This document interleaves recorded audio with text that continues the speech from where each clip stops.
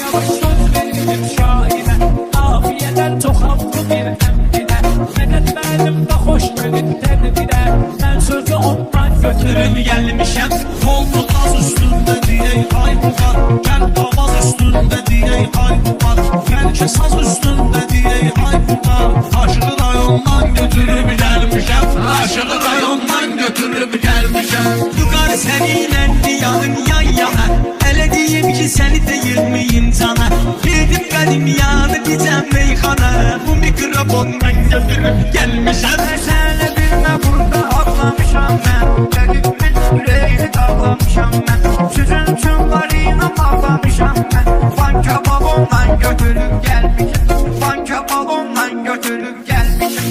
Mən demirəm sözlüyüm pul verginən, əsas mənə ustad üsul verginən.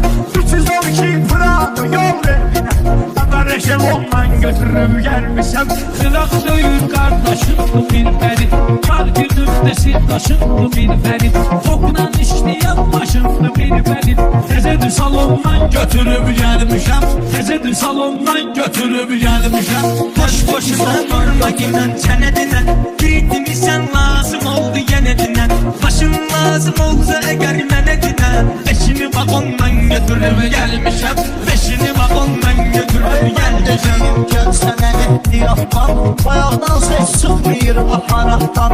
Kim istəyir aparsın 3 manatdan, qatığı balondan götürüp gelmişim, qatığı balon. Şekilli elçin de kardeş olup bize, şekilli elçin kardeş olup bize.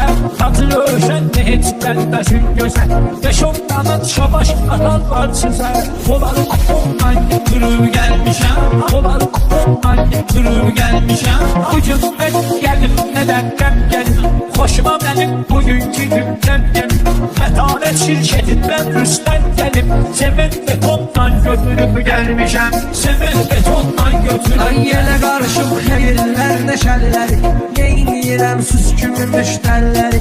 Mən komandirəm belə əskərləri, yüzü kukalondan götürüb gəlmişəm, yüzü kukalondan götürüb. Aleyhə çox yanmışıq boy boya, başlamışıq biz özümüz götür boya. Mən deyirəm bunu götürməyim toya, yenə payatondan götürüb gəlmişəm.